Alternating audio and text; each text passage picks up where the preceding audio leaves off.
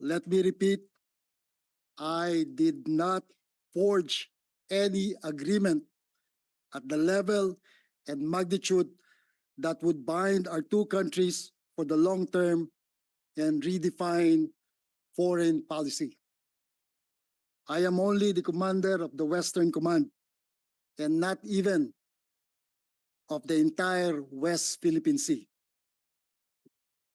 As Westcom commander, I have done my very best to provide for the welfare of Westcom personnel. I did not enter into any secret deals that will compromise the interests of our country. In early January this year, sir, I received a phone call from the Chinese military attaché, sir. Can you identify him or her? It's the senior Colonel Lee of the Chinese embassy, Mr. Chair. What is his full name? I will find out, sir, the first name, sir. Have you known him for so long?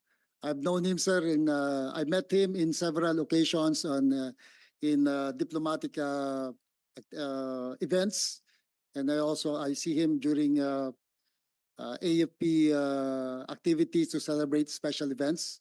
Have you talked to or engaged in any negotiations with any Chinese diplomat or any foreign diplomat for that matter? Negative po, sir. None at all. None at all po, sir. Okay, who was the one who called you during that phone conversation? Was it Mr. Lee? Yes, sir. Yes, Your Honor. I received the phone call, sir. I did not initiate the call. Okay, what did you talk about? We talked about exploring ways to de-escalate or to reduce the tension in the West Philippine Sea in my area of operations, Mr. Chair. Okay, what is this that came out from the media that there was a new model? Ano ba ibig sabihin nun? What new There's- model are they talking about? We did not discuss the new model. We did not discuss the term common understanding, new model were not part of our conversation, Mr. Chair. Okay, what was the gist of your conversation and how many minutes was that conversation?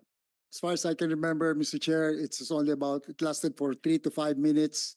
And we talked about how to reduce the tension in the West Philippine Sea, particularly during our rotation and resupply mission in Ayungin Shoal. We were exploring ways, sir, to reduce the tension, having coming from the December 2023 RORE, sir, where our supply ships were water cannon, and we were planning for the next RORE.